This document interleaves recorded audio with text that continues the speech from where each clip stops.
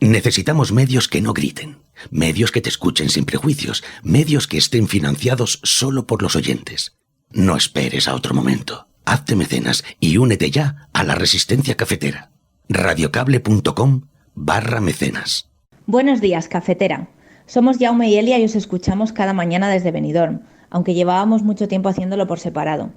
Yo desde Berlín, desde donde escucharos cada mañana era efectivamente conectar a través del hilo de Ariadna con la realidad matria. Por eso quiero agradeceros el enorme calor que nos dais a las personas que, como yo, tuvimos que emigrar en busca de oportunidades. En la primera cita con Elia le pregunté, ¿eres de la Resistencia? Y ahí la conquisté un poquito, porque se dio cuenta de que la cafetera también podía ser hogar si retornaba. Por eso decidimos hacernos mecenas y devolver así una parte de todo lo que nos dais. Esperamos poder hacerlo durante mucho tiempo. Un saludo, Resistencia. Son las 8:30 de la mañana. Las 7:30 en la Casa Museo de José Saramago. En Tías, Lanzarote. Buenos días, mundo. ¿Quieres un café? La cafetera. En el programa La Cafetera de Radio Cable la ha entrevistado Fernando Berlín en La Cafetera. Durante 20 minutos en Radio Cable y dice todo lo que van a escuchar. Mañana en La Cafetera de Radio Cable. Radio Cable, que ha conseguido una auténtica primicia, ha entrevistado esta mañana y ha conseguido situar esa entrevista y lo que le ha dicho en los titulares de todos los... Dirige Fernando Berlín. Cuidado porque con las cosas que había dicho, que yo le oí la grabación del programa de Fernando Berlín, que lo... Mire, yo parafraseando a Radio Cable, no estás sola. It's going to make it easy for the Democrats and to win. It's sad to see that they couldn't come up with a new talent, with a new face. The day, the music died. Creemos que el ridículo internacional y nacional que está haciendo Moreno Bonilla debe parar y que ya están reculando, que ya están enmendando su propia ley, que no tiene sentido lo que están planteando y que es urgente que lo paren lo antes posible. Por nuestra parte, si siguiesen adelante con su plan, hemos dicho que pondremos en marcha todas las medidas, recurriremos hasta al Constitucional. No solamente en periodo electoral, como pueden hacer algunos, sino sobre todo después, hasta que se solucione la cuestión y podamos asegurar que Doñana se protege de principio a fin. Yo creo que el Partido Popular está en una huida hacia adelante muy peligrosa. Creo que hay aquí una serie de elementos de consenso que siempre lo han sido en la democracia española y uno de ellos tiene que ver con el criterio científico y el criterio de consenso de protección del medio ambiente. Ha existido siempre negacionistas climáticos en nuestro país, han existido siempre gente que ha negado la ciencia, pero nunca habían contado con un apoyo tan claro por parte del Partido Popular. Creo que nos corresponde ser responsables en el ejercicio de nuestras obligaciones y, evidentemente, en el cumplimiento del derecho comunitario y de las sentencias del Tribunal de Justicia. Creo que tenemos problemas muy serios abiertos. Creo que el cambio climático nos desafía en la gestión de agua, pero creo que no podemos incrementar la pila de problemas yendo en una dirección que, honestamente, no tiene salida, no tiene recorrido.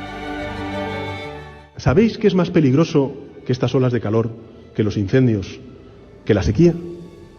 La gente que niega por acción u omisión la emergencia climática. Hasta este momento las leyes de vivienda han soslayado siempre su responsabilidad con el medio rural. En el proceso de elaboración y durante el trámite parlamentario de esta ley de vivienda hemos conseguido que el articulado recoja algunos de nuestros criterios que van a ser herramientas para que los futuros planes de vivienda del Estado y de las comunidades autónomas puedan impulsar vivienda en alquiler y también la rehabilitación de los inmuebles en el medio rural y en las pequeñas ciudades. Se han quedado fuera otros, como la necesidad de crear la categoría de vivienda rural pública para que la acción de política de vivienda sea más decisiva en este medio. Puede parecer una paradoja, pero en el medio rural falta vivienda de alquiler y de compra. No existe promoción y no ha habido construcción de vivienda pública. En la España vaciada, la carencia de vivienda pública en alquiler es un más que evidente factor de despoblación. Hoy, día importante para nuestro país, día importante para los jóvenes y para las familias. Hoy, por fin, aprobamos a nivel de toda España una ley para facilitar el acceso a la vivienda a un precio razonable. Precisamente hoy hemos conocido los datos de la encuesta de población activa del primer trimestre del año, que confirman lo que ya indicaban los datos de afiliación a la Seguridad Social. Durante el primer trimestre del año se ha acelerado la creación de empleo en nuestro país y esta es una muy buena noticia.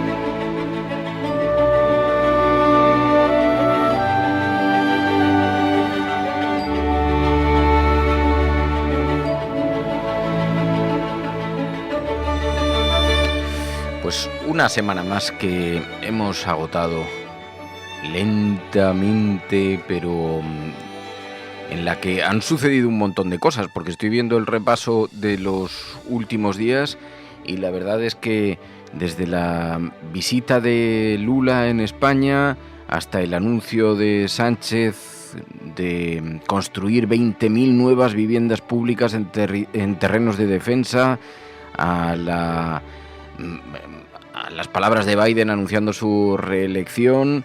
La verdad es que han ocurrido muchísimas cosas en los últimos días. Hay que recordar que comenzó la semana con la exhumación de Primo de Rivera.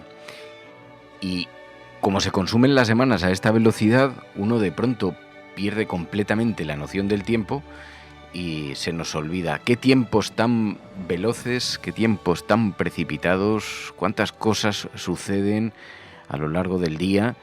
Y qué difícil es después hacer una recopilación de hechos, porque es verdad que ocurren un montón de cosas. Bueno, pues así llegamos a los viernes, a este programa del Café de Puchero de la Cafetera, donde recopilamos un poquito todo, donde echamos la vista atrás y también donde encaramos el fin de semana. Llega el momento de desconectar un poquito. Además, este fin de semana va a ser un momento raro. Bueno, muy buenos días a todos, en primer lugar. Bienvenidos a la Cafetera.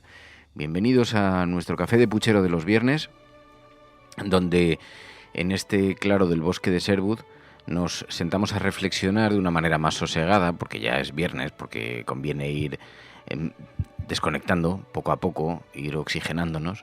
Pero es que además este lunes es fiesta, este lunes es 1 de mayo, el Día del Trabajador, y este lunes, otros 1 de mayo la verdad es que hemos trabajado aquí en la cafetera, hemos hecho programa, pero este lunes vamos a descansar. Vamos a descansar porque además así aprovechamos para abrazarnos a la familia y también damos un poquito de oxígeno al oyente cafetero para que pueda tomarse con tranquilidad en estos días. Un poquito de tranquilidad en estos días.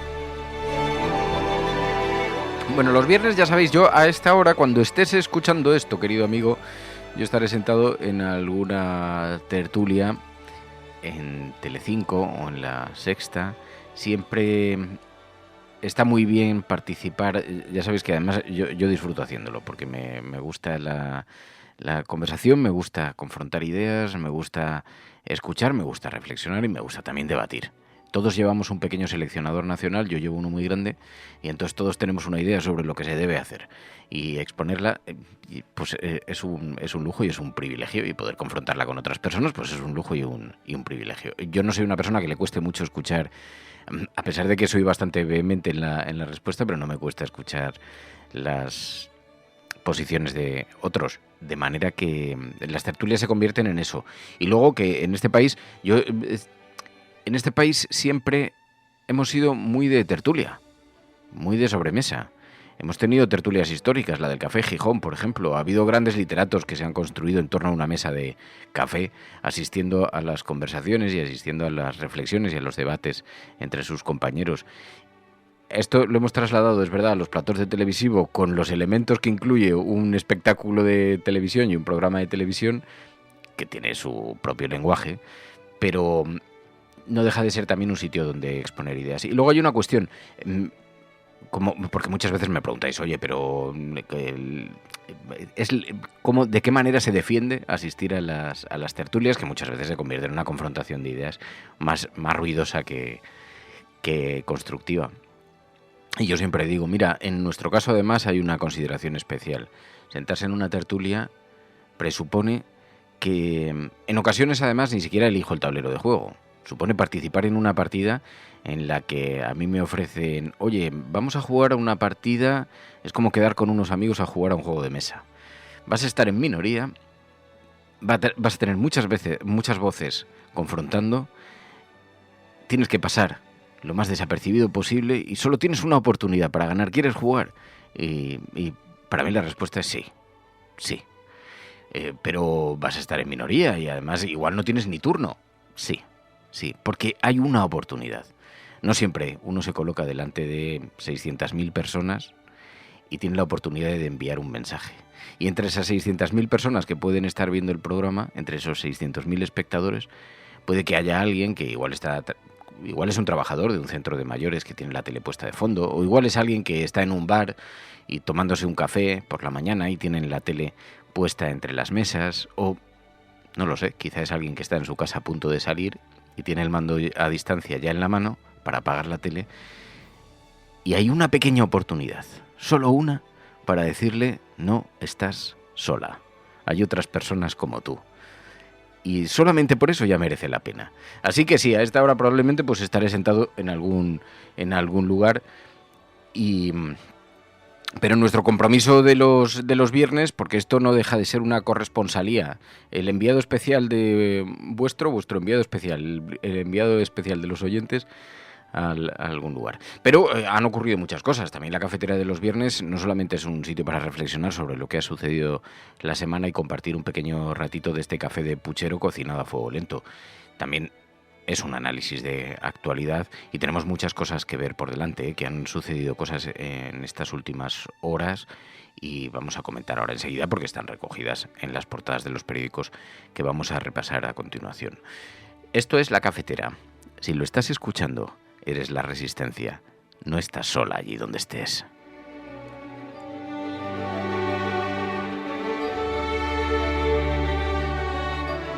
Los viernes además da lugar a un programa un poquito más sosegado, un poquito más tranquilo, porque además encaramos el viernes. Vamos a hablar de series, que por cierto estoy súper enganchado de esta serie. Ayer hice un ejercicio que me encantó. La Diplomática. Se estrena en Netflix, está ya estrenada, ya la podéis ver. De hecho, creo que ayer algún oyente me decía que ya había empezado a verla. No sé si era Mamen o era Ricardo o no sé quién me escribió después por el WhatsApp. Alguien del diferido me dijo que ya había empezado a ver La Diplomática. Es una serie de 8 capítulos en Netflix, en esta plataforma. Es la historia de una persona del cuerpo diplomático norteamericano enviado a la embajada del Reino Unido, que tiene que gestionar varias crisis políticas. La verdad es que la serie es súper entretenida, de los productores de El Ala Oeste y de los productores de Homeland. Así que tiene muchos ingredientes para ser una buena serie. Es trepidante, está muy bien construida, tiene esos lenguajes también ágiles, ingeniosos, está muy bien. Luego lo vamos a comentar con Ana Pastor, porque los viernes ya sabéis que encaramos el fin de semana proponiendo también algunas cosas para hacer, por ejemplo, ver series, jugar a videojuegos. Hablaremos también, sí, de videojuegos. Lo haremos con Enjoy the Silence en este viernes en el que nos hace una propuesta, Advance Wars. Advance Wars. Es un videojuego, gráficos muy básicos, pero es un videojuego de estrategia. Tiene algo de ajedrez. Es parecido al ajedrez. Tiene un tablero de juego donde tú vas moviendo fichas, mucho más actualizado con otras consideraciones porque es un videojuego, pero no está mal. Nos lo trae Enjoy the Silence. Sabéis además que la sección de videojuegos es muy interesante porque es una sección que construyen los propios oyentes de la cafetera, que se organizan en el grupo de Discord, radiocable.com/Discord. Si te interesa participar, si te interesa sumarte a estas iniciativas, solo tienes que pasarte por allí. Tenemos un canal en Discord y allí hay sugerencias de videojuegos, sugerencias para construir la sección. Entonces la gente se propone y dice, oye, pues yo quiero hablar de este juego. Se proponen y los eligen entre la comunidad y cada semana pues un oyente nos cuenta. Hoy Enjoy the Silence nos va a contar algo sobre este Advance Wars, que es una reedición de otros juegos que ya fueron hace años presentados. Lo que pasa es que ahora acaban como de remozarlo. Y entonces han presentado una reconstrucción con mejores gráficos, pero de este clásico, de este videojuego. Hablaremos con él luego en un ratito. Y luego en la sección de internacional, donde ya sabéis que analizamos un poco la proyección de nuestro país en la información internacional en la prensa extranjera, qué noticias han tenido repercusión y por lo tanto qué noticias han proyectado nuestra imagen en el exterior, la imagen de España en el exterior. Es un ejercicio muy interesante que hacemos cada semana. Pues fijaos, esta semana la exhumación de Primo de Rivera, los cánticos, los saludos fascistas han tenido mucho impacto en la prensa internacional. También la sequía en España, que es portada ahora en algunos medios, ahora lo veremos. También la reforma de la ley del solo sí es sí, que finalmente ha salido adelante. Divide a la izquierda, ha dicho la prensa francesa. También hemos visto en algún medio internacional, en The Guardian, hemos visto cómo se hacían eco de la demanda de las activistas catalanas que tuvieron relaciones íntimas con un policía infiltrado. Ha sido recogido por la prensa extranjera. También hemos visto cómo algunos medios internacionales hablan de la hija secreta de Juan Carlos I, del rey emérito, y también de la estatua crítica que ha aparecido en Madrid. Sabéis que un artista colocó una estatua del rey Juan Carlos cazando, disparándole al oso y al madroño. Al oso y al madroño. Han puesto una estatua ahí, ha sentado muy mal al alcalde. Políticamente ha intentado esquivar, pero la verdad es que ha sido una acción que ha conseguido una enorme repercusión. Bueno, pues de eso vamos a hablar con Pilar de la Peña, porque son algunos de los ingredientes, algunas de las cosas que han sucedido esta semana y que han recogido en los medios internacionales. Es verdad que los viernes la prensa internacional se convierte en una suerte de recapitulación sobre algunas de las noticias, porque los medios internacionales además las cuentan de forma... No solamente recogen las noticias más destacadas del país, que han tenido más repercusión, hacen una suerte de síntesis que podemos recoger al final de la semana, sino que las cuentan de manera más distanciada. Por eso nos gusta mucho repasar la prensa internacional, porque de alguna forma acoge las noticias, pero sin la pasión que se vive desde dentro, aquí en España, donde todas las noticias parece que son la hecatombe y que son el paso previo al abismo donde todos vamos a caer. Leer la prensa internacional siempre es un ejercicio muy interesante porque es mucho más sosegado y permite hacerse una idea, pues desde una perspectiva un poquito más desconectada sobre lo que está ocurriendo en nuestro país. Bien lo sabéis los que estáis viviendo fuera. Así que ya veis que tenemos muchísimas cosas que comentar. Esto es La Cafetera. Si lo estás escuchando, no estás sola.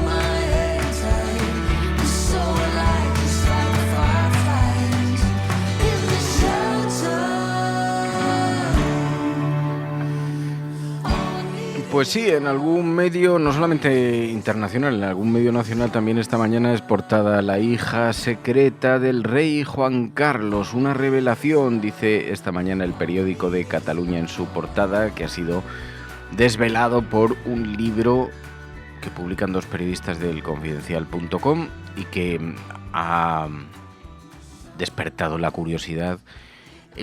Ayer esto lo estuvimos debatiendo en el programa. Tiene su profundidad el debate, porque aunque parece más propio del corazón y de la vida privada, lo cierto es que no hay que llevarse a engaño. El rey de España, dado que la corona no solamente es quien gestiona, quien encabeza, quien signa las políticas militares españolas, habida cuenta de que el rey es el jefe de los ejércitos, formalmente sobre la Constitución. De manera que, como encima es un puesto que se otorga de carácter hereditario, que se otorga por la santa herencia, el hecho de que el rey tenga varios hijos complica la cosa, la línea de sucesión. Se convierte en un problema de Estado. No solamente eso retrata las juergas del rey emérito, no solamente retrata un capítulo de su vida particular, que ya tendría morbo en sí, puesto que se trata de una de las personas pues que, en fin, que ostenta esta representación no solamente política, se puede decir social, para una parte de la sociedad es importante la monarquía y la corona y todo eso. Es que, más allá de eso, la línea de sucesión se puede ver alterada. De pronto es verdad que como irrumpen estos asuntos, bueno, está por ver que una persona ilegítimamente reconocida, pues, ¿cómo encajaría una nueva hija de Juan Carlos I en la línea de sucesoria? Dice esta mañana el Confidencial.com, porque conocerse después que Juan Carlos tiene una hija llamada Alejandra, en el caso de que él la reconociera, si ella recurriera a los tribunales y sucediese eso, y los tribunales en este país actuaran de forma autónoma y todo lo que uno tiene que pensar, Alejandra es madre de un hijo, por lo que este también, como nieto del emérito, pasaría a formar parte de la línea de sucesión detrás de su madre, en el 12º puesto. Es verdad que tendrían que caer 12 personas antes para que tuviera posibilidades de acceso a la monarquía, pero ya le incluye. Dice, en otras monarquías, por ejemplo, en Mónaco, es imposible que un hijo fuera del matrimonio forme parte de la línea de sucesión. Pero es verdad que, por ejemplo, aquí no figuran en la línea las hermanas del rey Juan Carlos, ni sus descendientes, nos dice el Confidencial.com, pero, aunque en otros países no tienen derecho al trono, está por ver que aquí en España, en el caso de que fuera reconocida su hija, eso tuviera algún impacto. El rey Felipe tuvo dice, bueno, el caso es que de todo esto, porque cuentan la historia de esta hija fuera del matrimonio del rey emérito, lo cuentan en el Confidencial.com. Alejandra puede recibir parte de la herencia de don Juan Carlos de dos maneras. Si es reconocida, le tocaría un tercio del total, que se dividirá entre Elena y Cristina. Eso ya coloca también otro elemento sobre la mesa. Dice, cabe recordar que don Felipe renunció en marzo a la herencia de su padre, en marzo de 2020, ¿os acordáis? Cuando se conocieron sus problemas judiciales. Pero de no ser nunca reconocida, también es posible que, siguiendo lo que explican en el libro sobre la buena relación que existe entre ellos, don Juan Carlos decidiese dejar en su testamento una parte de su fortuna a su cuarta hija. Bueno, los líos sucesorios están en la portada en algún periódico, lo hemos visto en el Periódico de Cataluña, y de pronto pues irrumpe en un asunto que el resto de medios pues tampoco están dándole mucho eco, pero no deja de tener, por supuesto, en el ABC no está la noticia, tampoco se la espera, en el resto de periódicos tampoco lo están destacando, porque aquí nadie se atreve con ese asuntito tan espinosamente delicado, nadie se atreve, y luego además lo ha sacado la competencia, de manera que tampoco, pues probablemente a ningún medio le apetece ni le gusta llevar a periodistas de la competencia a sus portadas.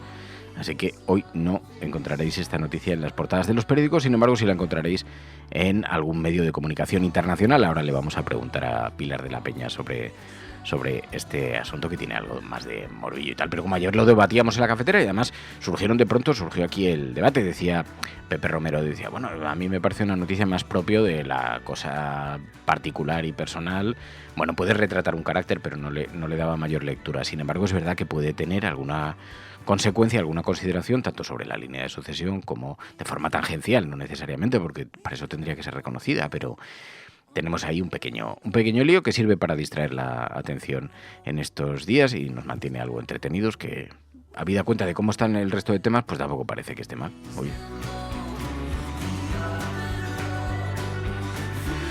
Pero bueno, hemos visto cosas muy raras en estas últimas horas. Para empezar, hemos visto una entrevista de Arnold Schwarzenegger, era entrevistado en una televisión, y allí Arnold Schwarzenegger, el actor, ya lo sabéis, que ha protagonizado numerosas películas militares y guerra y cosas de estas. Muy fuerte, Arnold Schwarzenegger, que llegó a ser ni más ni menos que gobernador por parte de los republicanos. Y Arnold Schwarzenegger tuvo un enfrentamiento con Donald Trump muy importante. Arnold Schwarzenegger ha sido entrevistado allí. Dice que muy probablemente, en su opinión, Trump no tiene posibilidades frente a Biden.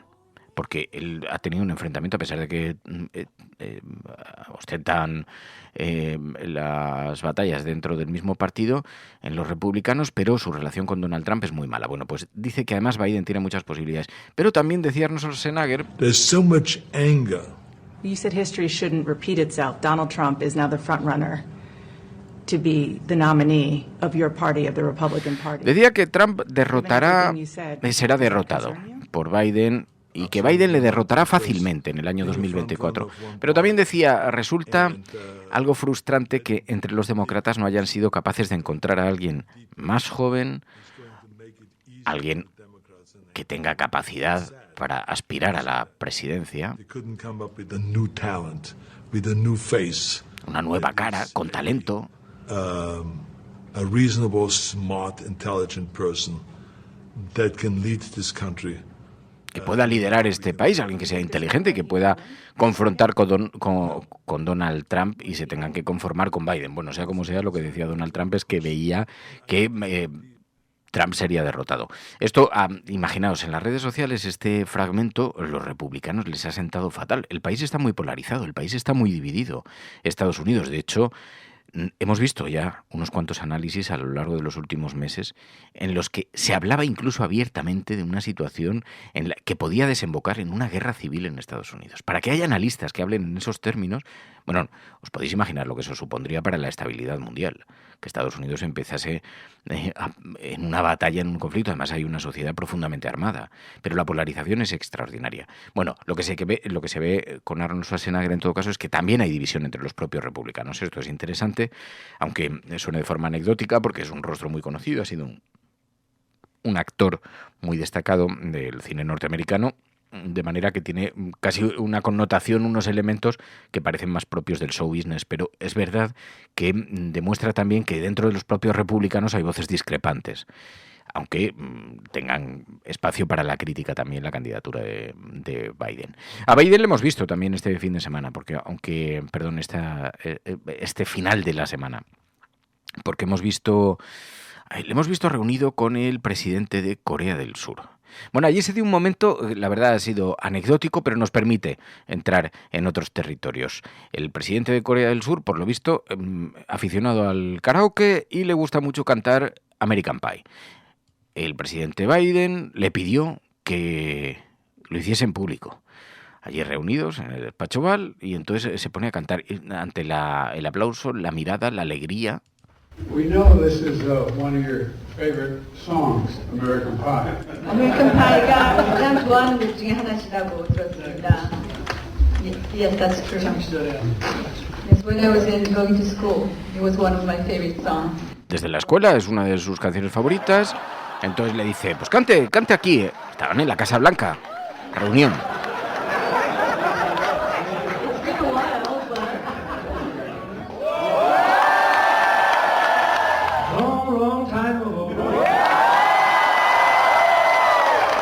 Something touched me deep inside the day the music died. ¡Wow, yeah! Y entonces los asistentes... Era una cena de gala. Resulta que Yoon Suk-yeol se encuentra visitando Estados Unidos con motivo del 70 aniversario de la alianza entre Corea del Sur y Estados Unidos. Estaba pues en la Casa Blanca en una cena de Estado que se celebraba en honor al presidente surcoreano, y es un viaje de 6 días que incluye una visita al Monumento de los Caídos en la Guerra de Corea, una reunión bilateral entre ambos mandatarios. Como se está hablando tanto de la estabilidad global, pues durante la cena se arrancó a cantar una de estas canciones tan icónicas, tan conocidas. Biden lo pidió desde la tarima del presidente surcoreano, y aquí todos están celebrando con alegría el mundo, el ocaso del mundo y de las tensiones, como celebraban en los castillos medievales la llegada de los nuevos tiempos y el fin de una época, mientras el resto del planeta pues miraba con la cabeza agacha a punto de pasarnos a cuchillo a todos. Pero en fin, resulta que han dicho que van a impulsar su cooperación en materia de seguridad para hacer frente a posibles amenazas nucleares por parte de Corea del Norte. Es un acuerdo que se ha conocido como la Declaración de Washington y que ha anunciado como parte de la visita de Estado, y eso incluye la creación de un mecanismo bilateral de consulta para que los planes de Estados Unidos ante un posible ataque norcoreano sean conocidos por Corea del Sur. Dieron una rueda de prensa conjunta. Biden avisó de que un ataque nuclear contra Estados Unidos o sus aliados tendría consecuencias. Decía, resultará el fin del régimen del líder norcoreano Kim Jong-un. Hombre, sospecho que un ataque nuclear contra Estados Unidos tendría otras consecuencias más allá de la caída de Kim Jong-un. Serían unas consecuencias que quizás no son las más tranquilizadoras para el resto del planeta. Pero el caso es que, bueno, en el marco de esa visita también sucedió esta cosa anecdótica que nos permite entrar en el tema. Bueno, en materia internacional, está en las portadas de los periódicos también el conflicto de Rusia con Ucrania. Resulta que Ucrania prevé una fuerte resistencia rusa a su contraofensiva. Llevamos escuchando hablar de una hipotética contraofensiva de Ucrania que llegaría para la primavera, puede que esté a punto de suceder. Oh, my pretty baby, oh, my sweetie baby, I just can't believe I'm yours. Every day I look at you and I think I must have done something.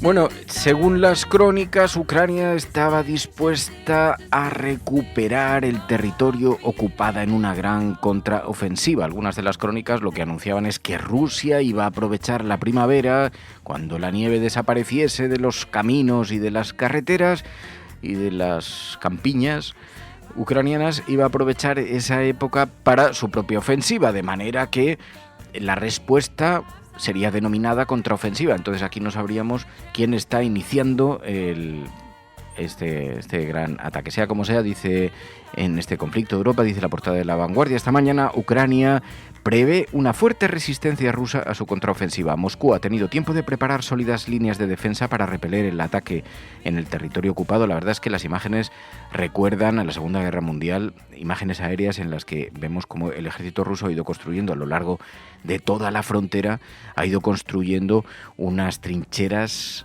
kilométricas, en unas imágenes que nos retrotraen a lo peor de la Segunda Guerra Mundial.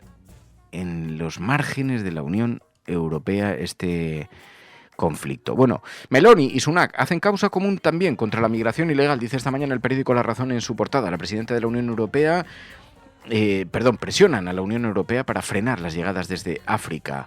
Dice, es una cuestión que es clave en sus agendas. El Reino Unido, con Italia de la mano, con la ultraderechista Meloni, la primera ministra italiana, la presidenta italiana, unidos de la mano para tratar de frenar la inmigración en estas políticas tan inhumanas, colocados como socios, como aliados con la extrema derecha.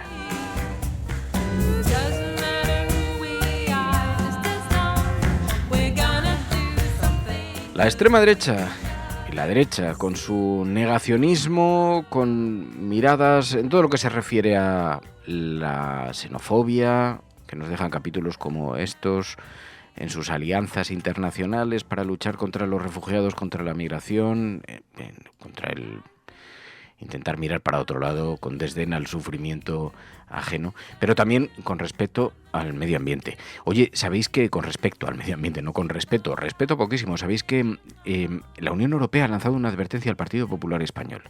Ha dicho que dejen trabajar a sus comisarios, que sus decisiones son autónomas y que, porque estaban muy molestos por lo visto por las críticas que habían recibido desde el Partido Popular, pensando que es que habían sido teledirigidas por el Partido Socialista desde España, que habían presionado a la Unión Europea para que se pronunciasen contra las políticas antiecológicas, antimedioambientales de la derecha.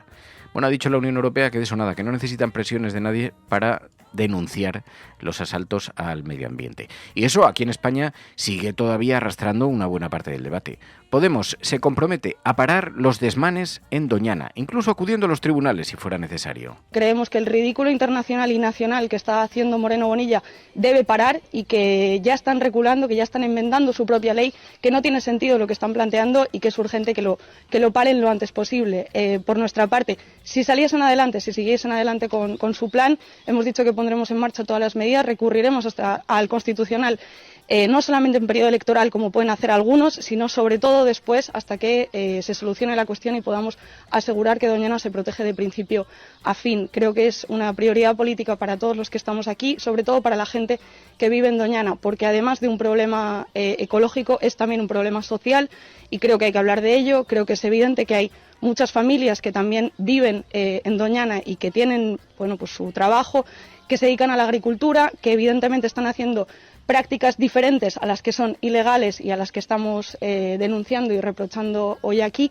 También hay gente que está en situación difícil, trabajadores con derechos laborales complicados. Por ejemplo, nosotros hemos tratado desde la Secretaría de Estado el tema de los asentamientos y hemos colaborado con los ayuntamientos de Lepe y de Moguer por la dejación de funciones de la Junta de Andalucía para intentar que haya alternativas habitacionales para los trabajadores que están aquí en la agricultura y que necesitan soluciones. Creo que no podemos separar lo social de lo ecológico y que es evidente que hay que tratar el problema en su conjunto.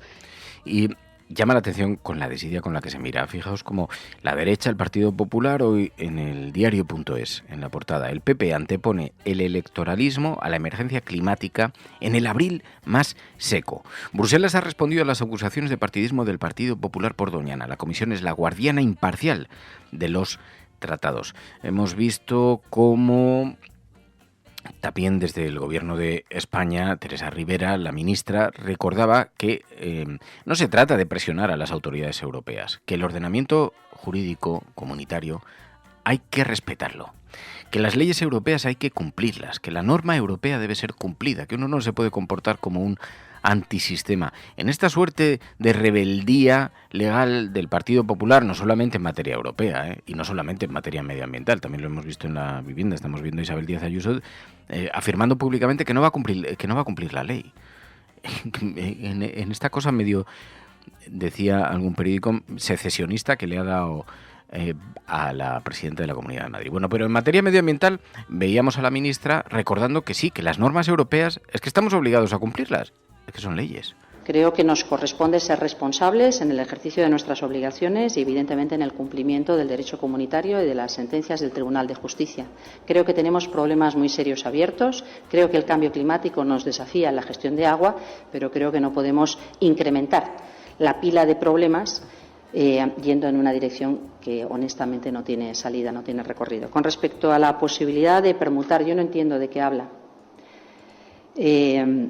En realidad, en el marco de actuaciones de Doñana que dicen desconocer, a pesar de haberse presentado públicamente, en las intervenciones y los compromisos presupuestarios y de obras en el Plan Hidrológico del Guadalquivir, que tuvieron ocasión de comentar, participar y que también está publicado en el Boletín Oficial del Estado, se introducen los compromisos que estamos llevando a la práctica y sobre los que hemos venido trabajando en estos últimos 3 años.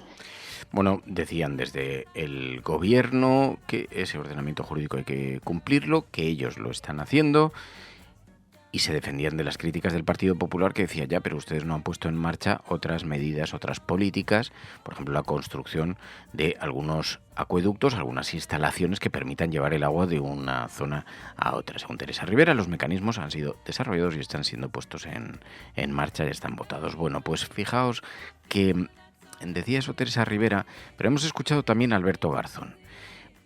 Está denunciando algo que nos parece muy destacado. ¿Qué es lo que ha ocurrido con los consensos? Es una característica de este tiempo que se han dinamitado los consensos. Antes la sociedad llegaba a acuerdos, los partidos políticos, había asuntos sobre los que no se debatía, por ejemplo, el criterio científico. Vivimos un tiempo en el que, lo hemos visto en la pandemia, hasta eso se pone en cuestión.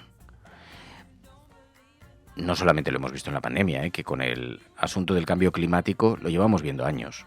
Decía Alberto Garzón, el líder de Izquierda Unida, que el criterio científico hay que respetarlo, que no es una cuestión, que cómo se puede romper los consensos en algo como esto. Yo creo que el Partido Popular está en una huida hacia adelante muy peligrosa. Creo que hay aquí una serie de elementos de consenso que siempre lo han sido en la democracia española, y uno de ellos tiene que ver con el criterio científico y el criterio de consenso de protección del medio ambiente. Ha existido siempre negacionistas climáticos en nuestro país, han existido siempre gente que ha negado la ciencia, pero nunca habían contado con un apoyo tan claro por parte del Partido Popular. El Partido Popular, al impugnar a la Comisión Europea, lo que está haciendo en este caso es impugnar a la ciencia, y eso es muy grave en unos momentos en los que nos jugamos tanto para las siguientes generaciones y para nuestro propio presente. Y la gravedad de esto es extraordinaria. Doñana se ha convertido en el epicentro de este debate, pero estamos asistiendo a una escandalosa y desvergonzada huida del Partido Popular por no afrontar su responsabilidad para combatir el cambio climático. En esta derecha, que tan culpable es de lo que está ocurriendo, porque hemos perdido un tiempo valioso en estos últimos años, valioso, mientras los grupos ecologistas denunciaban, mientras la comunidad científica estaba advirtiendo de los peligros de continuar observando con desidia este asunto, la derecha ha estado introduciendo mensajes contradictorios, sumándose al lobby de los combustibles fósiles, y nos hemos encontrado ahora con lo que nos hemos encontrado, que se está visibilizando en cuestiones como la sequía. Estamos ante una auténtica catástrofe. Hoy en el diario Infolibre retratan el mapa de la catástrofe. 21 provincias no han visto una gota de agua en abril. 21 provincias. Fijaos cómo será que desde algunas organizaciones ecologistas estaban haciendo proyecciones de cómo será la fotografía, el estado de desertificación de nuestro país si continuamos por esta senda. Y es que además somos primera línea frente al Sáhara en la Unión Europea, de manera que terminaremos más tarde o más temprano, como sigamos por este camino, como no demos marcha atrás, convertidos en un auténtico desierto. Bueno, España va a dar la batalla ahora en Bruselas para lograr fondos extra contra la sequía. Lo reconoce ahora el gobierno, está recogido en Infolibre, en la portada de Infolibre. También vemos cómo el aceite de oliva está pulverizando su precio histórico ante la amenaza de desabastecimiento. La sequía amenaza gravemente la producción de la agricultura en España, y estamos viendo cómo la emergencia climática se convierte también en un elemento de confrontación electoral. Ayer Sánchez denunciaba esto. ¿Sabéis qué es más peligroso que estas olas de calor, que los incendios, que la sequía? La gente que niega por acción u omisión la emergencia climática.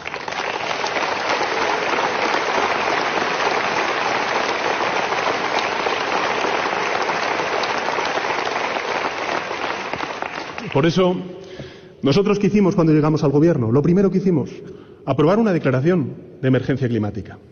Sin el apoyo del Partido Popular, de Vox no se puede pedir tampoco peras al olmo, ¿qué vamos a hacer? Y eso no fue una declaración o un movimiento declarativo solo, quedamos bien. No, eso supuso el abrir las puertas a una agenda legislativa y de transformación muy relevante, desde todos los puntos de vista. Nosotros, para que os hagáis una idea, desde hace 4 años a esta parte, somos el segundo país de la Unión Europea que más hemos reducido los gases de efecto invernadero, los que provocan el calentamiento global del planeta. Somos el segundo país de la Unión Europea que hemos aumentado más la producción de energías renovables del conjunto de los Estados miembros, de los 27 Estados miembros de la Unión Europea. Y eso es gracias, a que ha habido inversores privados que han apostado por España, pero también a que ha habido gobiernos, tanto en Logroño como en La Rioja, como en el conjunto del Estado de España, que han apostado por esa transición ecológica. Y es verdad. Hemos sufrido incendios, hemos sufrido inundaciones, Concha. Nosotros, el Gobierno de España, hemos puesto en marcha también planes de ir adaptándonos y de anticiparnos a las inundaciones del Ebro. Me parece que han sido más de 1,5 millones los que hemos destinado desde el Gobierno de España a esas situaciones de emergencia. Pero todo eso, las danas, los incendios, las altas olas de calor o también la sequía que estamos sufriendo, pues evidentemente tiene un origen, que es la emergencia climática.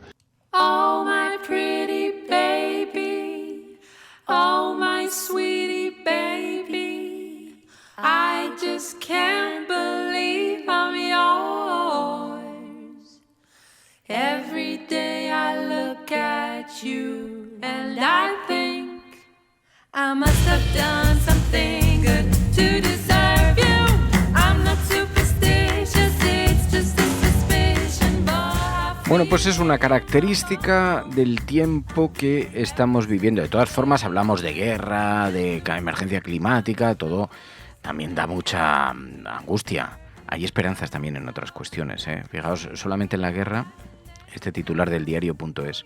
Las gestiones de China con Ucrania avivan la esperanza de una negociación de paz. Xi Jinping redobla su apuesta por convertirse en el hacedor de la paz en Ucrania bajo las esperanzas de Zelensky, y ambos líderes destacan la oportunidad del momento de este acercamiento. Las conversaciones siempre abren oportunidades. Puede que sean aprovechadas o puede que no. Pero, de pronto, China emerge como un posible interlocutor ante una suerte de espacio de esperanza. ¿Y quién nos lo iba a decir? Bueno, hoy está en la portada del diario.es este capítulo, este asunto. Sabéis que en todo caso en España de lo que se habla es de la ley de vivienda. Ayer salió adelante. Y es una ley que estaba en el cajón y que de pronto ha visto cómo en las últimas semanas era impulsada, revivía y terminaba siendo aprobada. Y además no solamente eso, enarbolada por el Partido Socialista. Ayer reivindicaban la ley de vivienda frente a las políticas del Partido Popular. Hemos escuchado al Partido Popular. Hoy, día importante para nuestro país. Perdón, al Partido Socialista. Día importante para los jóvenes y para las familias. Hoy, por fin, aprobamos a nivel de toda España una ley para facilitar el acceso a la vivienda a un precio razonable. Y tenemos que hacerlo y tenemos que explicarlo también en relación con lo que hacían otros. No nos podemos olvidar de cuál es la política de vivienda de otros. Porque hubo leyes del suelo que aprobó el Partido Popular cuando gobernaba en España. ¿A dónde nos llevaron esas políticas de vivienda del Partido Popular? Nos llevaron a una burbuja insoportable, a unos precios inaccesibles, a una especulación desmadrada y a una corrupción por todos los sitios de nuestro país, porque el Partido Popular con su política de vivienda la fomentaba. Por tanto, ante ese modelo de especulación, de burbuja, de que la gente no pueda acceder a la vivienda, nosotros tenemos una política de vivienda y hoy se pone bien de manifiesto en el Congreso de los Diputados. Por eso, como siempre, hay dos modelos para afrontar la realidad. Hay dos modelos para hacer política. Y hoy, en función de lo que cada partido, cada fuerza política vota en el Congreso con la ley de vivienda, sabemos si como el Partido Socialista estamos con la gente ayudándoles o si como el Partido Popular están con los especuladores y que el derecho a la vivienda siga siendo inaccesible para mucha gente en nuestro país. Eso decía Félix Bolaño. Estamos en pre-campaña electoral y de manera que este tema se ha convertido en un azote para la oposición. Claro, se denuncia la manera en la que esto puede impactar en el precio de las viviendas y también en la ocupación. El Congreso aprueba la ley de vivienda, dice el periódico conservador El Mundo. El plazo para desocupar una vivienda se dobla en la era de Sánchez. La vía exprés duraba 4,9 meses, ahora tarda 9,6 meses. Aquí se mezcla la ocupación de las viviendas de forma muy interesada. Lo voy a repetir cada vez que hablemos de una noticia o de un titular de estos, porque ya sé que vosotros lo sabéis. Pero para que no quede embadurnado, para que no quede todo confundido en esa cortina de humo que ha montado la derecha y la extrema derecha en torno a la vivienda. Una cosa es la ocupación, que salgas de casa y alguien se te meta en casa, que esos son casos extraordinariamente menores. Es una casuística muy rara porque si tú llamas a la policía en ese momento aparecen unos tipos y los echan. Porque es como si te estuvieran robando. O sea, hay una intervención inmediata, no duran ni 48 horas. Pero no es lo mismo eso que una familia que está alojada en un domicilio y deja de pagar las facturas del alquiler porque no puede asumir los costes. Para eso la responsabilidad tanto de las administraciones que tienen que acoger a esas familias y darles una solución habitacional, que es como se llama, a una salida, a tener un hogar, si tienen críos pequeños, se garantiza lo primero el derecho a la vivienda. Es algo constitucional. Claro, se ha mezclado todo en la misma conversación. Es que hay mucha gente que tiene ocupas en su casa. No, puede haber personas, casos concretos de gente que haya dejado de pagar las facturas del alquiler porque se haya visto ante una situación que puede implicar un desahucio, porque a medio plazo es verdad que también lo puede implicar, pero para la que antes hay que buscar una solución, porque no puedes dejar a una familia con hijos pequeños en la calle de la noche a la mañana. No lo pueden consentir las administraciones, claro que es un perjuicio para los propietarios que probablemente pues contaban con ese dinero también para sus propias historias, y además aquí la propiedad privada se respeta, no es que sea un... Pero dentro de eso, pues sí, hay diferentes grados de debate. Lo que no se puede presentar esto, que no es más que un escaparate de la pobreza y un escaparate de las políticas sociales, no se puede presentar esto en la misma dimensión que unos asaltantes con tatuajes en los brazos y crestas punk se metan en tu casa para hacerse con tu vivienda cuando tú has salido a comprar el pan. Son cuestiones completamente diferentes. Pero se mezcla todo. La desocupación con K es objeto de portada hoy en los periódicos de la derecha que reivindican esto, porque para ellos es lo mismo, da igual que sean pobres, ricos o como los quieras definir. Y hoy lo llevan a portada. Bueno, el caso es que, claro, lo que sí que es verdad es que hay un riesgo en convertir un tema como la vivienda en algo electoralista. Primero porque puede haber algunas propuestas que coloques sobre la mesa que parezcan oportunistas. Y luego además ni siquiera seas capaz de cumplir con las expectativas que has generado. Ayer conversábamos aquí con la ministra Ione Belarra. Sabéis que el pacto de la ley de vivienda, lleva siendo negociada muchos meses. Es un pacto impulsado, una ley impulsada por Podemos, con la ayuda de Bildu, con Esquerra Republicana y de la mano del Partido Socialista, pero donde Podemos ha puesto toda la carne en el asador. Pero de pronto esta ley, que estaba metida en un cajón, se ha reavivado. Al ver el impacto que tenía, el Partido Socialista ha decidido aprovechar el tema y están haciendo una gran batería de anuncios que en los últimos días se ha concretado. Bueno, hemos escuchado a Pedro Sánchez anunciando, por ejemplo, cuando comenzaba esta semana, la construcción de 20.000 nuevas viviendas que se unían a otras tantas miles que ya habían prometido en una carrera por la construcción, por la defensa de la vivienda pública, en una carrera que ha tenido mucho protagonismo en las últimas horas en los medios de comunicación. Veíamos a Sánchez cuando comenzaba la semana anunciando nuevas viviendas. Llegan hasta 100 y pico mil en su anuncio, pero 20.000 nuevas en terrenos de defensa. El Gobierno, señorías, va a construir 20.000 nuevas viviendas públicas en terreno propiedad del Ministerio de Defensa a través de la empresa pública SEPA.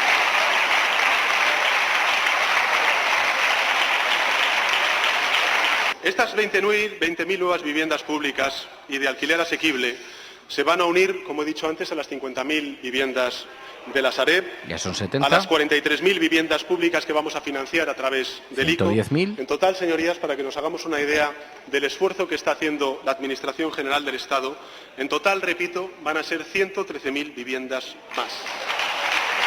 Así que con este anuncio el presidente del gobierno se lanzaba ya a bocajarro a las promesas electorales. Ayer le preguntábamos a Ione Belarra, la ministra de Asuntos Sociales aquí y de la Agenda 2030, le preguntábamos por esta materia, porque ellos han impulsado la ley de vivienda. Claro, el riesgo de que se coloque el electoralismo en el debate de la vivienda no es menor. Contestaba esto Ione Belarra. Lo que me preocupa, y es un poco el mensaje que he tratado de trasladar, es que se genere una expectativa, ¿no?, en la ciudadanía que el Partido Socialista no sea capaz de cumplir. Yo creo que el problema de la vivienda es tan grande en España, es tan problemático para todo tipo de sectores sociales, para la gente más joven que no se puede independizar, para la gente que está asfixiada porque le han subido la hipoteca variable un 50% este año. Es tan gordo que me parece que generar la sensación de que estamos haciendo electoralismo con un tema tan grave es contraproducente. No sé si me explico. Esa es mi miedo. Yo creo que lo más importante es explicarle a la gente que esta primera ley de vivienda es el primer paso, el paso más importante que se ha dado a nivel estatal para empezar a garantizar ese derecho constitucional recogido en la Constitución española, en el artículo 47, de una vivienda digna y adecuada para todo el mundo, pero que el trabajo no acaba aquí, que hay que... No acaba ahí el trabajo. Fijaos, ayer ocurrió en el Congreso de los Diputados algo muy interesante. Salió adelante la ley de vivienda. Cuidado, con el voto en contra de PNV, de Junts y PDeCAT. Esto ha llevado a algunos periódicos a poner énfasis en eso. sale adelante sin sus socios parlamentarios. La derecha nacionalista abandona a Sánchez en su ley estrella, dice el periódico ABC. El PNV y los antiguos convergentes utilizan su rechazo a la norma para escenificar las grietas en el bloque que usó para llegar a la Moncloa. Llevan, desde que Sánchez llegó a la Moncloa, intentando encontrar esas grietas o, si las encuentran, ampliarlas, intensificarlas. Bueno, el caso es que sí, la ley de vivienda, el Congreso fue aprobada, la primera ley de vivienda de la democracia. Pero ayer vimos a Tomás Guitarte, de Teruel Existe. Ha tenido y además silenciosa, ha logrado 12 de 19 enmiendas aprobadas. Guitarte dijo que la vivienda en el medio rural es una necesidad imperiosa para la repoblación y aprovechó su intervención parlamentaria para alertar sobre alguno de los problemas silenciosos que se viven en el mundo rural con la vivienda. Hasta este momento las leyes de vivienda han soslayado siempre su responsabilidad con el medio rural. En el proceso de elaboración y durante el trámite parlamentario de esta ley de vivienda hemos conseguido que el articulado recoja algunos de nuestros criterios que van a ser herramientas para que los futuros planes de vivienda del Estado y de las comunidades autónomas puedan impulsar vivienda en alquiler y también la rehabilitación de los inmuebles en el medio rural y en las pequeñas ciudades. Se han quedado fuera otros, como la necesidad de crear la categoría de vivienda rural pública para que la acción de política de vivienda sea más decisiva en este medio. Puede parecer una paradoja, pero en el medio rural falta vivienda de alquiler y de compra. No existe promoción y no ha habido construcción de vivienda pública. Hay muchas casas cerradas en los pueblos, incluso muchos de ellos, entre el 10 y el 15% de los edificios están en estado de ruina. En la España vaciada, la carencia de vivienda pública en alquiler es un más que evidente factor de despoblación. Su existencia es una imperiosa necesidad para la repoblación. ¿Cuántas de las viviendas sociales anunciadas se ubicarán en el medio rural? Debe finalizar, si ustedes solo crean parque de vivienda pública en las grandes ciudades, están favoreciendo la despoblación por la búsqueda de la vivienda. Fue muy interesante la perspectiva desde la que se acercó Guitarte a la vivienda, porque es verdad que se tiende a no observar este problema como un problema que también afecta directamente a las poblaciones rurales y a la España vaciada. Así que colocando el foco ahí, tuvo una intervención muy interesante Tomás Guitarte. Sí, afecta, y la vivienda afecta también a la repoblación de estas localidades, y la vivienda también es una necesidad imperiosa para las mismas. Bueno, el caso es que sí, sale adelante poniendo el foco también en la protección de las personas vulnerables. Ayer le preguntábamos específicamente a Ione Belarra cómo afecta, cómo protege a las personas vulnerables esta ley de vivienda. Sobre todo cuando se está hablando de que hay gente que ocupa y qué perfiles son. Bueno, en el caso de las personas que ocupan, que están en una vivienda sin título acreditativo, tendrán que acreditar una vulnerabilidad, digamos, más especial, ¿no? Caso de mujeres víctimas de violencia de género, familias que tengan niños y niñas, personas mayores, los mismos criterios que ya están ahora, por cierto, en vigor con el escudo social y con el freno, la paralización de muchos desahucios que se ha hecho durante la pandemia con el escudo social. Así que, como veis, no es precisamente el retrato que hacen los medios ultraconservadores sobre la figura de los ocupas. Serán personas que gocen de una protección especial, aquellas que se encuentren en esa situación de vulnerabilidad y que ya están bajo el amparo del paraguas de las leyes que salieron adelante con la pandemia para proteger especialmente a los colectivos más vulnerables.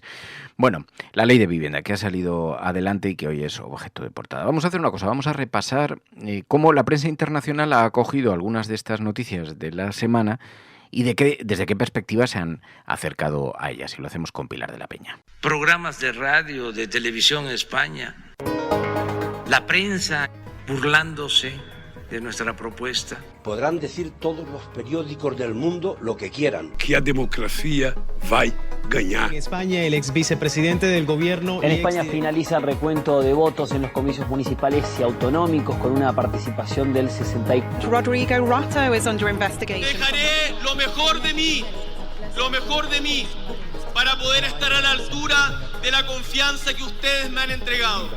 No olvidamos justicia, verdad, respeto. Seguimos.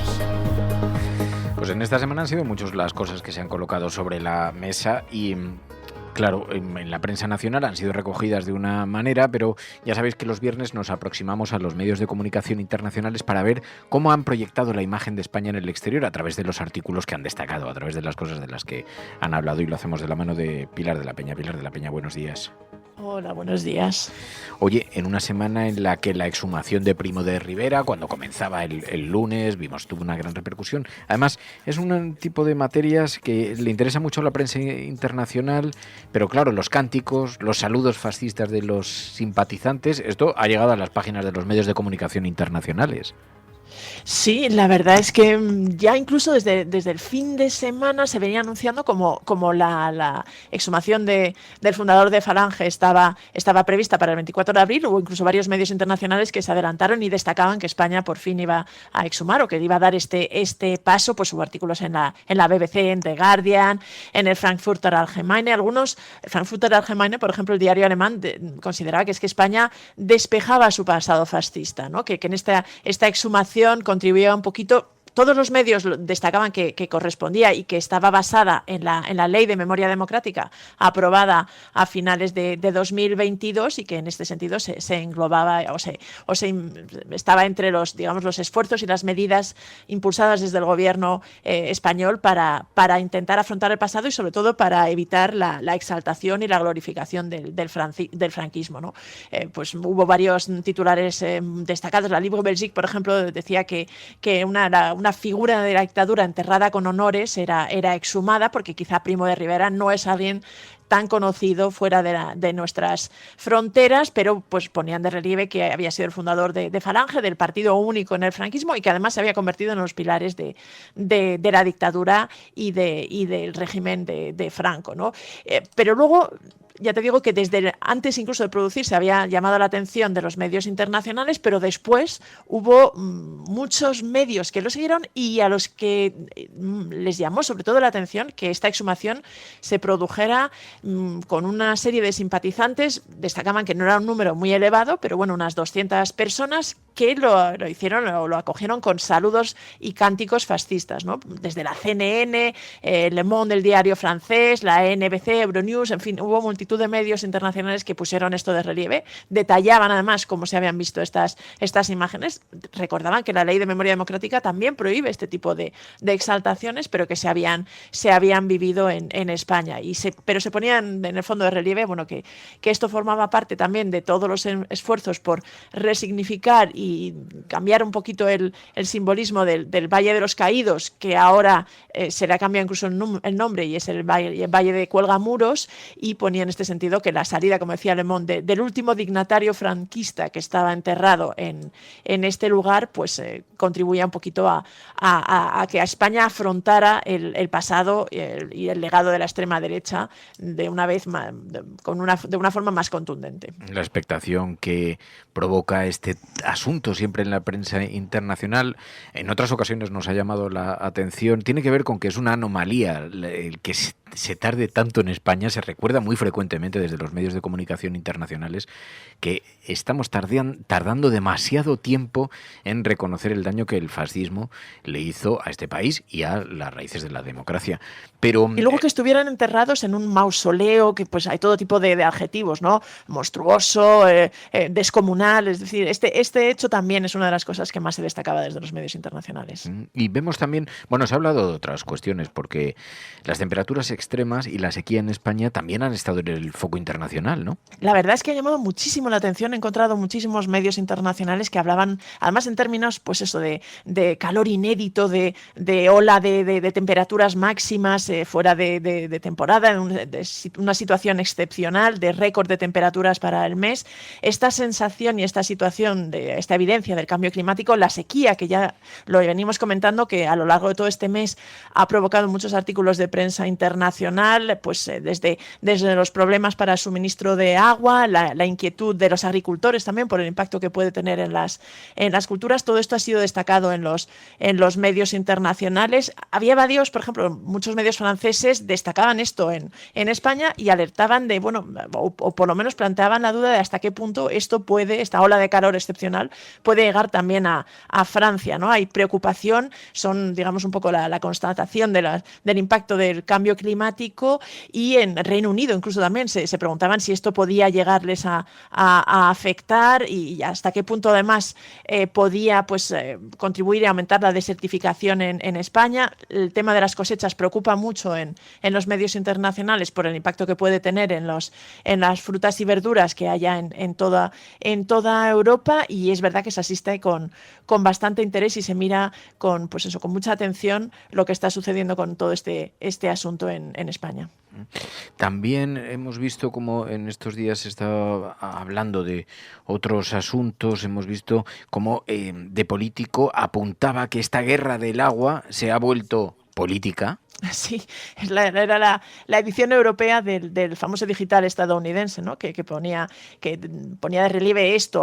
Habían hablado también y mencionaba algo de paso Doñana, aunque se refería específicamente a los trasvases y en concreto al trasvase del Tajo al Segura, ¿no? Detallaba un poquito en un reportaje de su corresponsal, de Guy Edgecombe, que el gobierno iba a limitar la cantidad de agua, el volumen de agua disponible para los trasvases para cumplir con la legislación europea que obligaba a aumentar los caudales, y que esto iba a repercutir de forma muy sensible en la capacidad en el volumen de agua que iba a llegar a los trasvases, y que esto iba a afectar a regiones como Murcia, Alicante, Almería, donde los cultivos de regadío se nutrían de esta agua, que era una industria muy importante, que de hecho tenía que ver con esto que comentábamos ahora mismo de la producción de frutas y verduras, y entonces que ahora esta pelea y esta batalla se había convertido en política, porque en el artículo se citaba a la propia Teresa Rivera alertando de que estas tensiones iban a ser inevitables porque España tenía menos agua, pero que también estaban provocando reacciones peculiares y políticas, en el sentido de que algunas regiones, que además de cara a las elecciones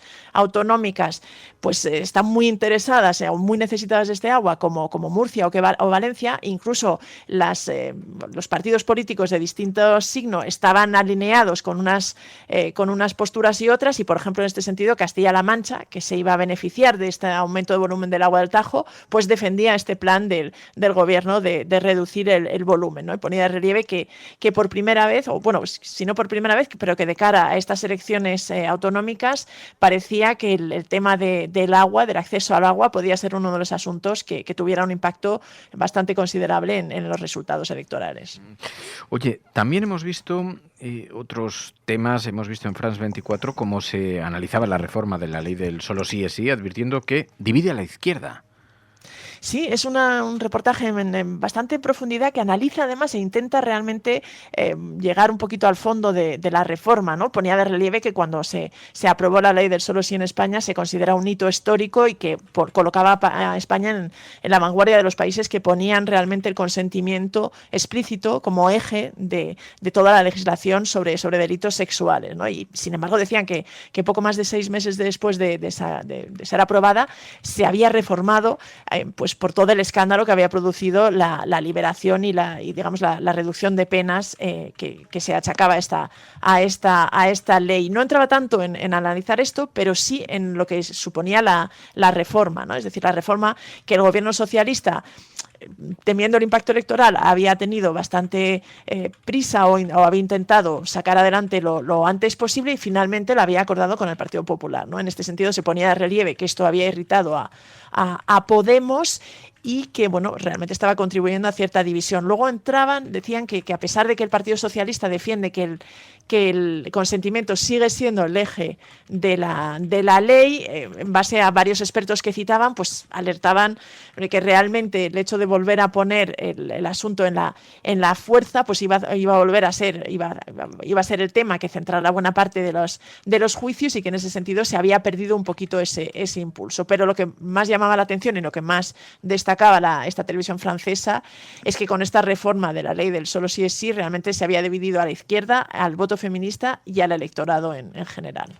Y luego hemos visto también cómo en los medios de comunicación internacionales se hacían eco, era en The Guardian concretamente, ¿no?, sobre la demanda de las activistas catalanas que tuvieron relaciones íntimas con un policía infiltrado. Sí, este es un caso que sigue coleando. No ha tenido un enorme impacto en medios internacionales, pero en algunos casos sí.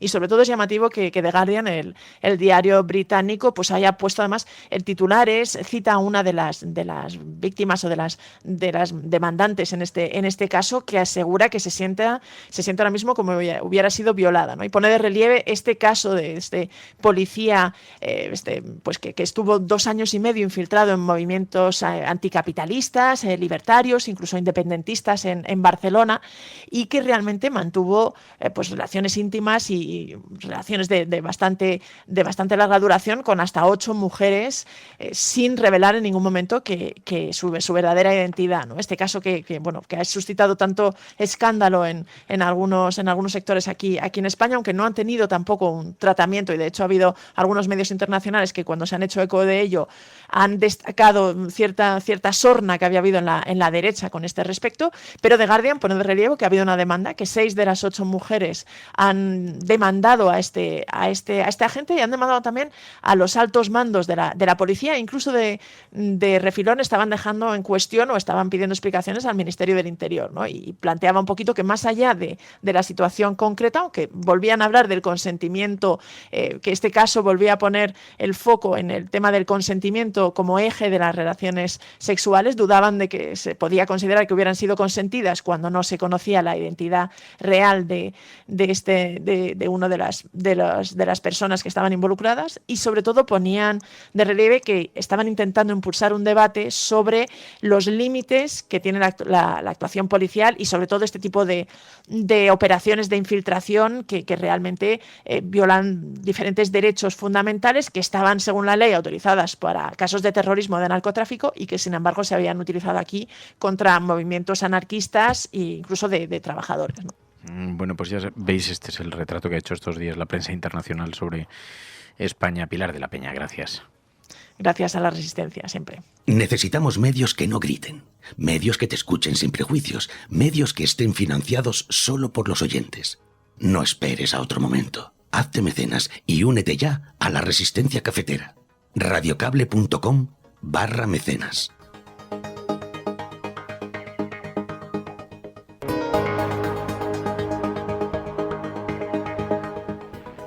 La Cafetera y Neutral presentan Plata o Plomo. El mundo en series. En el Juego de Tronos, o ganas o mueres. Con Fernando Merlín y Ana Pastor. ¿Sabes dónde estás? Es una radio pirata. De la zona neutral. Nos recuerda un poco por qué luchamos. La noche es oscura y alberga horrores. La noche es oscura y alberga horrores. Nada cambia de golpe. Si estuvieras en una bañera que se calienta poco a poco, morirías hervida sin darte cuenta. Estamos juntos. Somos un trío. ¿Nosotros vivimos románticamente juntos? Hola, habla con Walter White. Usted dijo que estaba casi muerto, ¿vale? Dijo que moriría en cualquier momento. Éramos capaces de ser y hacer todas esas cosas porque estábamos informados por grandes hombres reverenciados. Plata o plomo, el mundo a través de las series, de las películas, de los documentales, con Ana Pastor, Neutral. Ana Pastor, buenos días. Muy buenos días. Bueno, te voy a decir que me has descubierto la serie, me ha saltado muchas veces en la publicidad de Diplomat en Netflix. Me salta constantemente, había oído en las redes sociales, la gente lo estaba mencionando, y cuando me has dicho esta semana, tenemos que hablar de Diplomat. Oye, al estilo del ala oeste de la Casa Blanca, me parece una pedazo de serie, Ana. Es maravillosa, yo estoy enganchadísima, me falta todavía algún capítulo por ver, así que no me hagas, ya sabes, spoiler, pero me parece un pedazo de serie que me ha recordado, es verdad, un poquito a Sorkin, el ala oeste y estas cosas, pero va de una mujer diplomática, que no lo era hasta el momento en el que la nombran, embajadora de Estados Unidos en el Reino Unido. Mi marido se escaqueó, llamó a Irán y luego me mintió. Secuestraron a mi marido y hablaron con él. El primer ministro tiene que dejar de decir que fue Irán. no ha sido Irán. Embajadora, Downing Street no se retractará de nada. Si está preocupada, le insto a hablar con el presidente Rayburn, que claramente tiene mucha influencia sobre el primer ministro. En cuanto termine este almuerzo, debes subirte a algún avión que vaya a algún lugar y no volver aquí más. Me has llevado a un estado de nervios que no puedo hacer bien mi puto trabajo si estás en un radio de 100 kilómetros. Katie, la vicepresidenta va a renunciar y quieren que tú la reemplaces. No puedes divorciarte. Y hay de todo, ¿no? Podríamos decir que en esta serie hay sexo, hay geopolítica, hay Rusia, hay envenenamientos, hay de todo. Sí, es una... Claro, yo no he avanzado mucho, de todas maneras. He visto los 2 primeros episodios y estoy... Pero me he súper enganchado. No sé si es norteamericana la serie. Sí, es norteamericana. De hecho, la actriz es el personaje que en su día hizo de Felicity, que quien tenga una edad recordará por eso me a esta sonaba. actriz. Sí, y está muy bien porque vamos a contar parte de la trama, es que ella no es embajadora, digamos, pata negra, sino que es una tipa que se dedica a ir a hacer resolución de conflictos en lugares tan sencillos y tan fáciles como puede ser Afganistán, Pakistán, etcétera. Y bueno, y entonces le toca el marrón de comerse una embajada como la del Reino Unido, donde hay mucho de otras cosas, no de conflicto como tal, ¿no? Pero va acompañada de su marido, que hasta ahora ha sido embajador. Y es una parte muy de comedia, podemos decir, donde a él se dirigen siempre, digo de comedia, voy a explicar por qué, como el embajador cuando lo es ella, y es muy difícil para ella hacerse hueco porque en realidad tampoco quiere el hueco de embajadora, ella lo que quiere es resolver conflictos, pero está obligada de alguna manera a responder a su país. Creo que la serie es de los productores de Homeland. Quiero ser amiga de un ex soldado demente que odia a su país, que decidió que un chaleco bomba era la respuesta a lo que le afligía. A pesar de su hija, de su hijo, de los que le amaban en la vida real y no en ese mundo demencial de Abu Nasir, el que al final sí. no tuvo cojones. De hecho, bueno, es decir, no te darías cuenta porque no hay una guerra como tal como en Homeland, que yo no vi toda, pero sí me gustó mucho en su día la serie. Y creo que tiene un punto muy interesante de actualidad, que no sé muy bien decirte, esta temporada, que es la única que está ahora mismo en Netflix y que les está yendo muy bien, y que tiene, me parece que 8 o 9 capítulos solo, está muy, muy, muy, muy pegada a la actualidad. No sé cuándo se ha grabado, pero te reconoces casi como viendo un informativo, ¿no? Por todo lo que ocurre, como digo, geopolíticamente, que tiene que ver con China, con Estados Unidos, por supuesto con Rusia y con la guerra. Se habla continuamente de cómo han atacado Ucrania, pero luego hay también una parte, entre comillas, más relajada, que es la historia personal entre ellos, entre el matrimonio, y cómo toda su vida marital afecta, ¿no?, al trabajo. Que luego me parece que la elección como personajes, no ya de actor, actriz, que me parece muy buena elección, pero como personajes me parece muy divertida la personalidad de él, que tiene una enorme fuerza y también es una persona muy carismática y tal, pero a la vez la poderosa en ese momento se convierte ella cuando la nombran embajadora, aunque él la acompaña, pero la pareja que hacen me parece muy divertida, la pareja, porque son una pareja de diplomáticos. Es una bomba, sí, porque además, más allá de que todo el mundo al principio pueda entender, como he dicho, que el embajador es él, es que él sí le ayuda a desbloquear algunas cosas precisamente por esa entrada que tienen algunos círculos, ¿no? Y estamos hablando, por ejemplo, de que el Reino Unido decida o no bombardear objetivos rusos. La serie de los guionistas, claro, ahora entiendo todo, y productores de West Wing. Me gusta su programa. Me gusta cuando dice cosas como que la homosexualidad es abominable. Yo no digo que la homosexualidad sea abominable, señor presidente, lo dice la Biblia. Sí, cierto. En Levítico 18:22. Capítulo y versículo. Quiero hacerle un par de preguntas aprovechando que está aquí. Me interesaría vender a mi hija como esclava, tal como aprueba el Éxodo 21:7. Está en el 2º año de carrera, habla italiano fluidamente y quita la mesa cuando le toca. ¿Cuál cree que sería un buen precio? Mientras se lo piensa, le haré otra pregunta.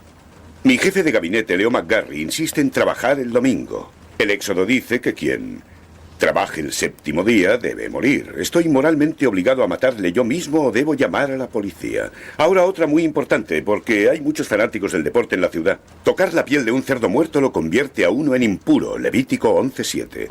Si prometen llevar guantes, ¿pueden los del Washington Redskins seguir jugando al fútbol y los del Notre Dame y los del West Point?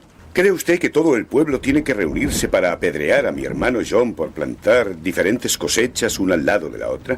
¿Tengo que quemar a mi madre en una reunión familiar por llevar vestidos hechos de 2 hilos diferentes? Piense en esas preguntas, ¿eh? Ah, otra cosa.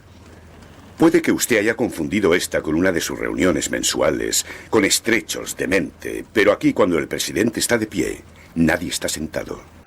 Así que por eso tiene esa trazabilidad, por eso tiene esos rasgos. ¿Has visto muchos o no?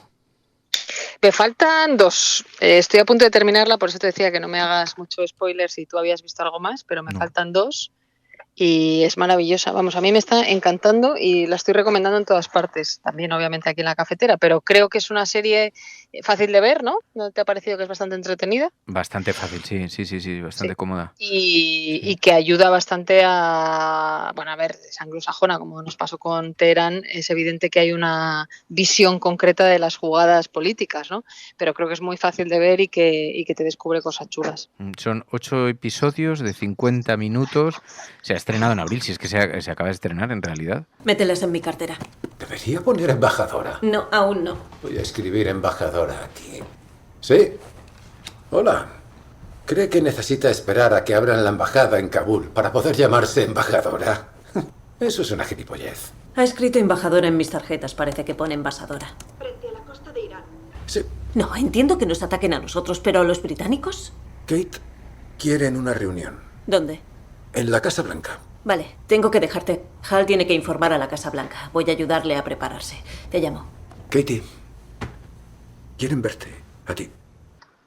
Sí, de hecho, no sabía, el otro día alguien me contó que existe una serie con el mismo nombre hecha en Alemania. Es otra serie, también va de una mujer diplomática, pero no ha debido petarlo tanto como esta, porque yo y la persona que me lo contaba decía que no había funcionado demasiado bien. Pero tengo ganas de buscarla para hacer la comparativa, porque no sé si ha habido cierta inspiración, aunque es fácil imaginarse un papel así como el de esta serie, ¿no? De una mujer bastante joven para ser diplomática y el currículum que ella tiene en sitios de conflicto.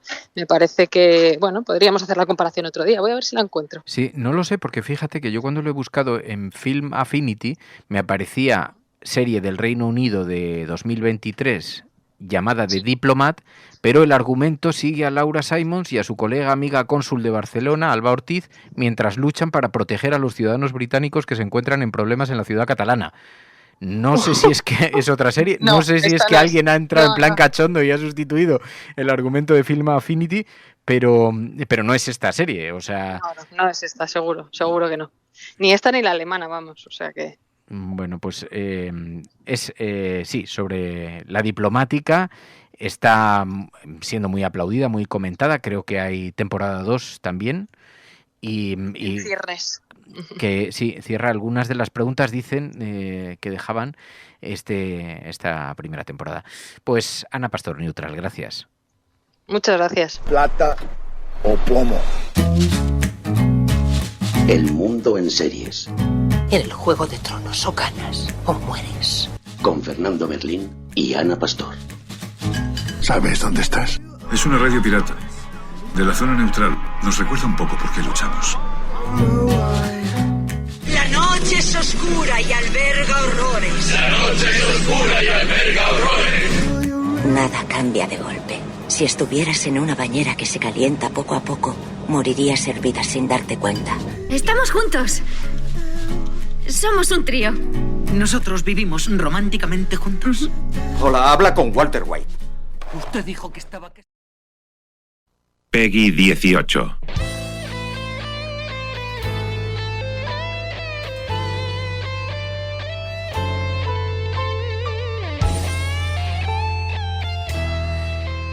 Pues viernes para hablar de videojuegos aquí en La Cafetera. He metido el Peggy 18, que a veces me olvida, pero porque esta semana me ha pedido Enjoy the Silence. Enjoy the Silence, buenos días.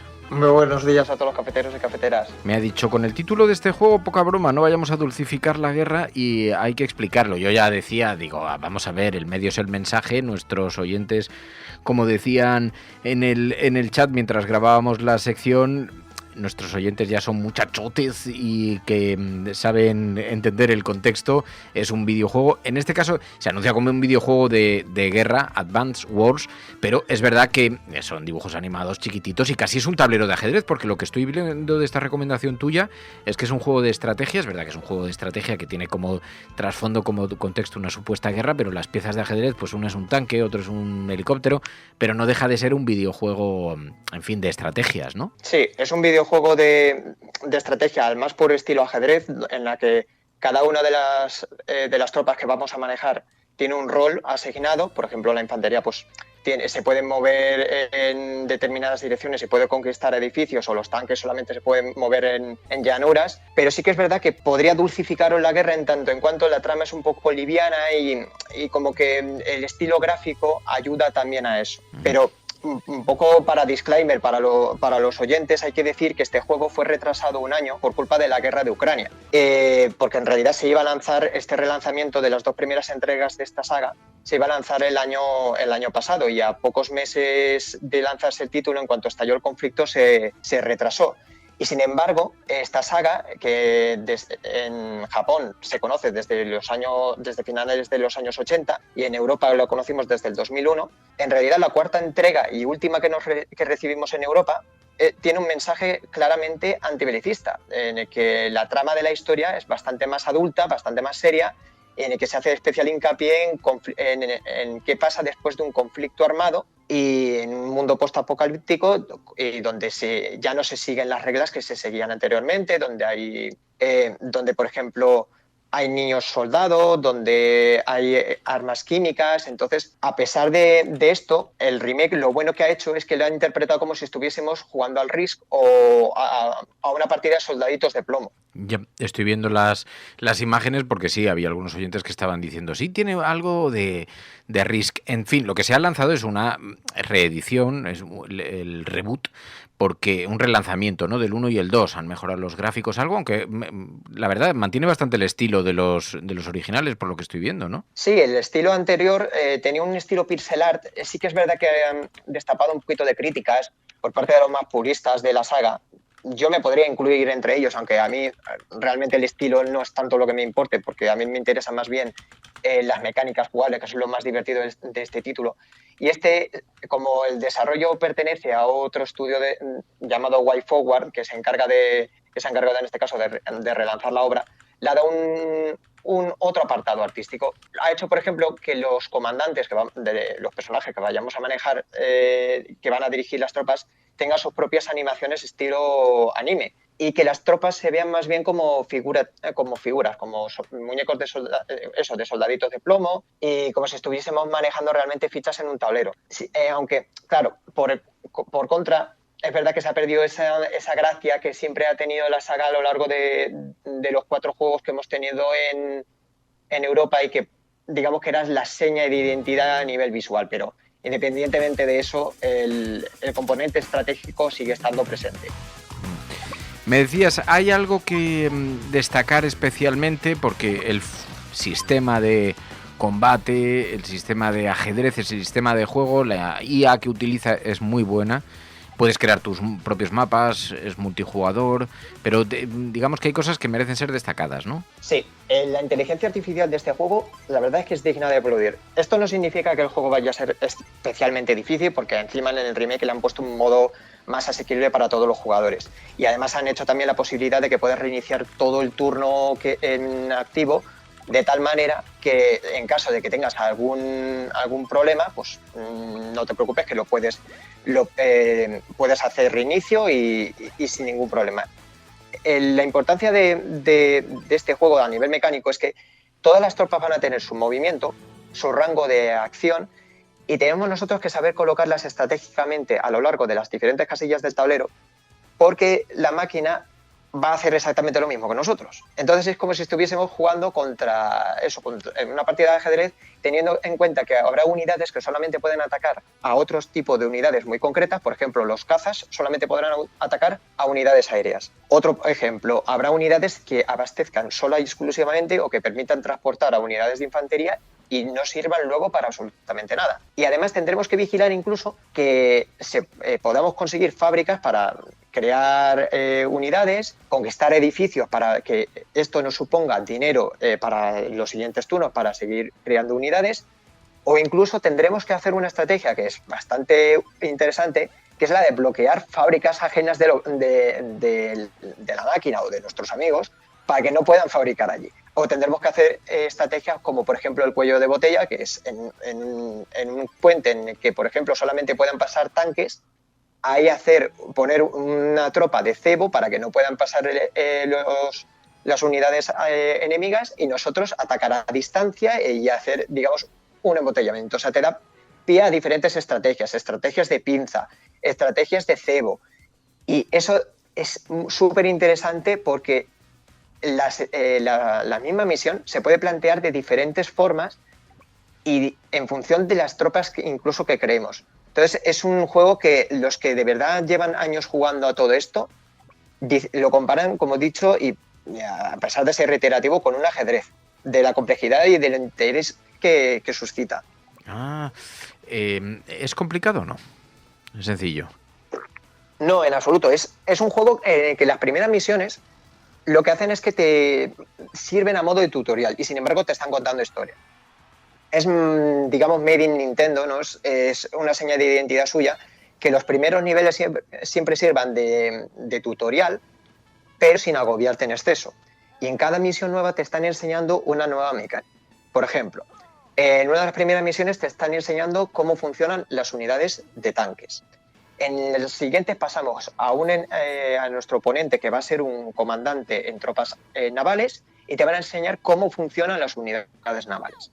Pero en lugar de hacértelo para que te cueste enfrentarte contra ellos, es decir, para que tú te pongan, digamos, al mejor comandante de unidades navales y te tengas que enfrentar a una flota enorme, no, te van a poner a lo mejor solamente 2 tropas ante las cuales tú ya tienes ventaja y te van a enseñar en ese tutorial cómo se derrota a esas unidades marítimas o cómo se puede utilizar una lancha para movilizar tropas a una playa para dejarlas ahí, para luego tomar el edificio oponente, es decir, el equivalente al jaque mate de toda la vida, y de esta manera que no sea tan difícil la curva de aprendizaje. Lo mejor de todo esto es que cuando ya nos han enseñado todo, a partir de ahí es cuando el juego sí progresa en dificultad, pero ya la dificultad más bien es cómo lo planteemos nosotros, dado que las misiones las podemos reiniciar cuantas veces queramos y que en este caso en el reinicio podemos ponerle una dificultad un poco más asequible para nosotros, no se genera tanta frustración. El problema viene, y aquí es cuando sí que quiero destacar esto, cuando hay misiones que tienen niebla de guerra,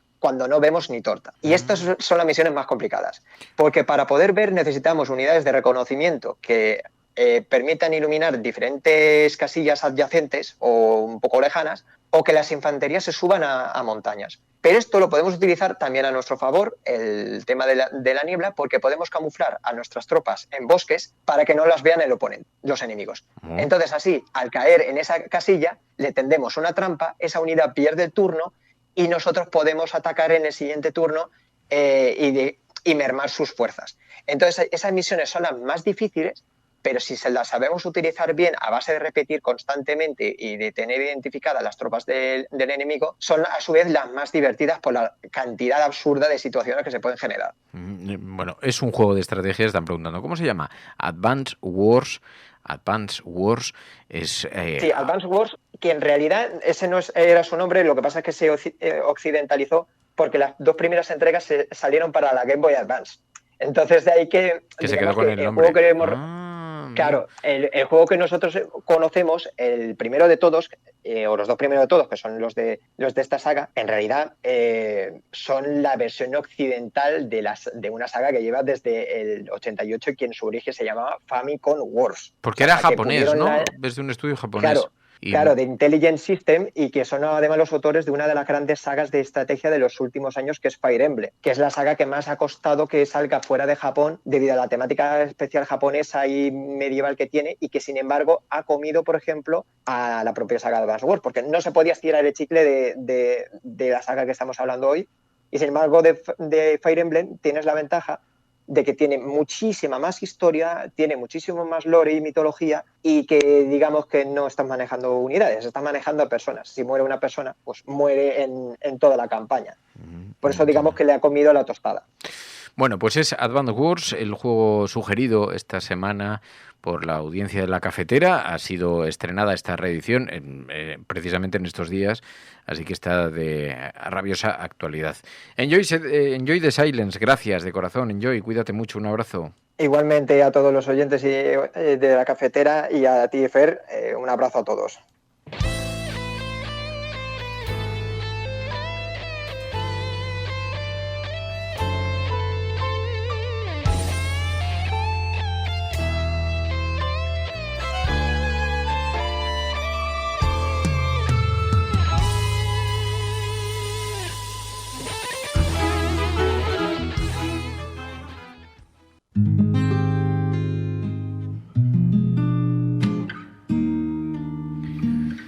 Bueno, pues así llegamos al final del programa y volvemos el martes. Ya sabéis que descansamos el lunes, como decía antes, el lunes que es el 1 de mayo, el Día del Trabajador. No habrá programa, pero volvemos aquí el día martes 2 de mayo. Por cierto, que el lunes es el cumpleaños de Pepe Romero, además. Tendréis que enviarle una felicitación a través de las redes sociales. Venga, el martes nos vemos. Disfrutad mucho del fin de semana, de este largo fin de semana, descansad y disfrutad de la vida. Nos volvemos a escuchar el martes. Esto es La Cafetera, y si lo estás escuchando, no estás sola allí donde estés.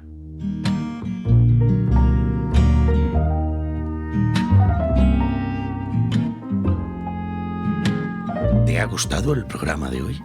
Invita tú a esta ronda de café haciéndote suscriptor de La Cafetera. radiocable.com/mecenas